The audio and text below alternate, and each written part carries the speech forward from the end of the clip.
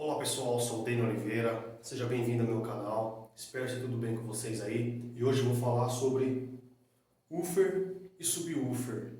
E aí, qual deles você vai comprar para montar no seu sistema de som? Vou te explicar aqui agora. Vamos lá pessoal, aqui ó, temos aqui o espectro de frequência, beleza? Aqui está o nosso espectro audível do ouvido do ser humano, né? Ele parte a partir de 20 Hz, indo a 20.000 Hz, certo? Então temos aqui o subgrave, grave, médias baixas, médias altas e agudos. Quando você está querendo montar um sistema de som, que você quer som para fora do carro, eu aconselho você a utilizar o próprio woofer. Por quê? Porque o woofer, ele parte mais ou menos aí na casa dos 70. Opa, caneta errada. De novo. O woofer, ele parte a partir da casa dos 70 Hz. Então seria mais ou menos aqui.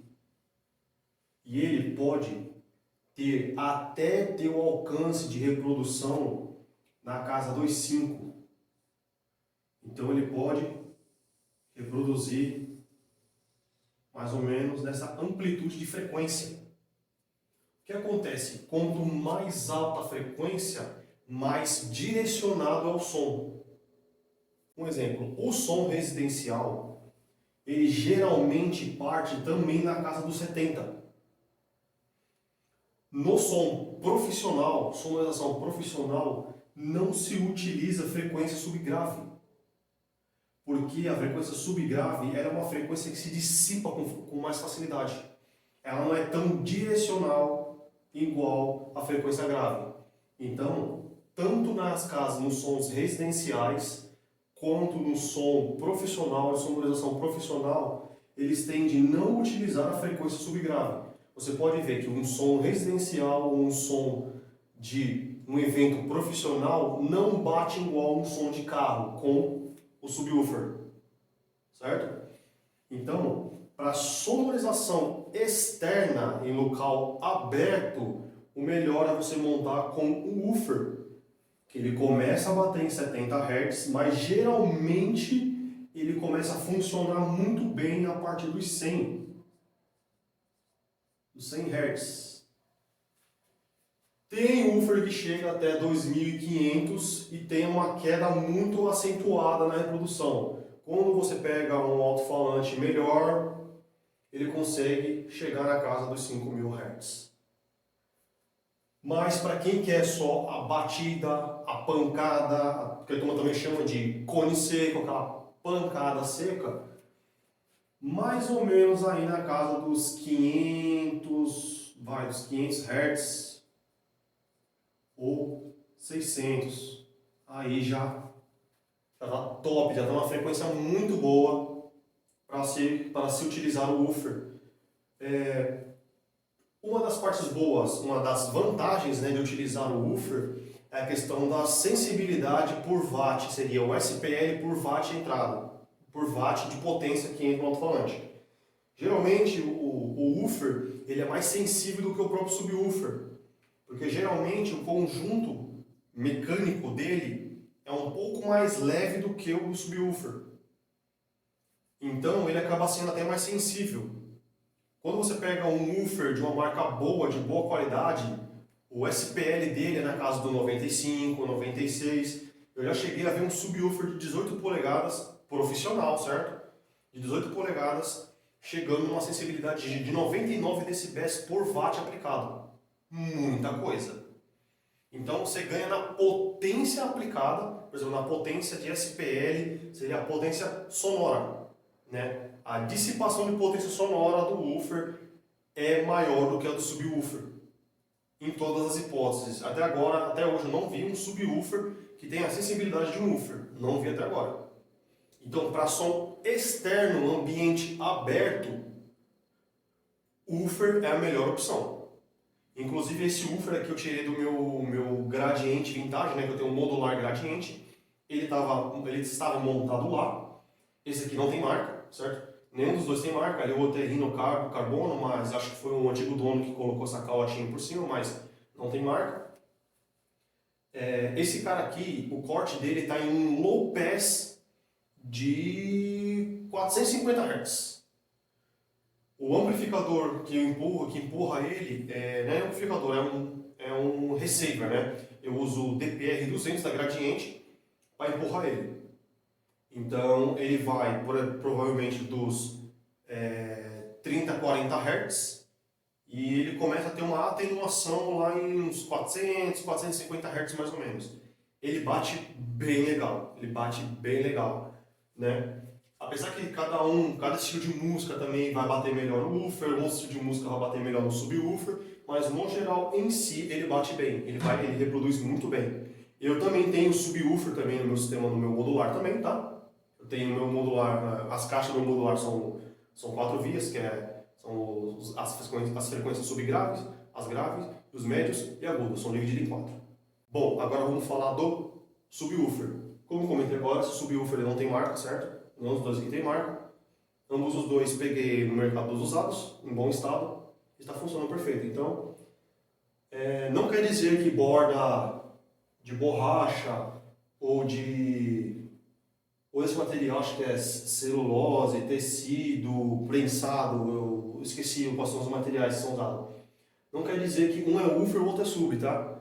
Já vi marca falando que mais ou menos dessa borda, assim, também chamando de subwoofer, assim chamando de woofer, ou então emborrachado, ou mais ou menos nesse formato de outro material, também chamando de woofer, né? Então a borda não quer dizer nada, pode ser tanto um ou outro, ou uma mistureba toda. Tem que saber o que realmente ele é no manual. Então, esse subwoofer aqui, geralmente, o subwoofer mais barato, assim, tipo aqueles meia boca, né? Eles partem da frequência mais ou menos aí dos 30 Hz, podendo chegar até os 250, né? Fazendo toda essa frequência aqui, toda essa amplitude do espectro de frequência. Só pegando parte do subgrave e pegando quase todo o grave. Só que acontece, se você pega um subwoofer para tocar o grave em si, ele não vai ter tanto rendimento igual a um woofer. O woofer vai ter um rendimento muito superior para tocar na frequência dos graves, bem superior assim do que o próprio subwoofer. Porque o subwoofer, por ele ser um conjunto mecânico pesado, então ele, vamos dizer assim, foi feito para trabalhar com frequências mais baixas. Então, quando mais você aumenta a frequência, ele não tem um desempenho muito bom. Porque quanto maior a frequência, mais leve tem que ser o conjunto. E também o subwoofer ele precisa ter bastante deslocação volumétrica, ele tem que ter bastante deslocamento do cone para cima e para baixo. Quanto mais deslocamento do cone para cima e para baixo, vamos dizer assim, mais qualidade nas frequências subgrave na reprodução ele vai ter. Então, subwoofer mesmo, ele só é bom mesmo você utilizar nas frequências subgrave. No máximo, malemar, no máximo no talo aí mais ou menos até uns 100 Hz, mais ou menos. Ele morrer em 100 Hz é o talo que você pode levar um subwoofer. Fazendo ele morrer na casa dos 70 já tá perfeito. E também quanto menor a reprodução, mais perto do 20 Hz que o subwoofer ele começa a reproduzir, melhora ele. Melhora o subwoofer.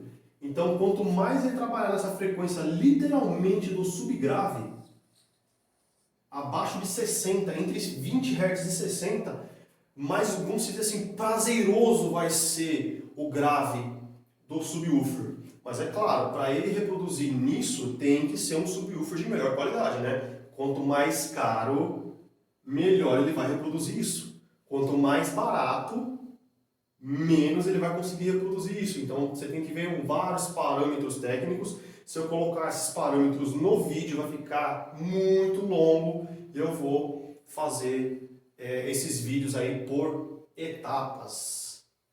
Então aí fica. Vamos fazer um quadradinho aqui. Vamos citar que isso aqui é um carro olhando de cima, certo? Aqui o capô, colocar aqui o teto solar aí, da hora, teto solar. Beleza. Geralmente, quando você trabalha com subwoofer, a frequência, a dissipação das ondas é perante o carro todo.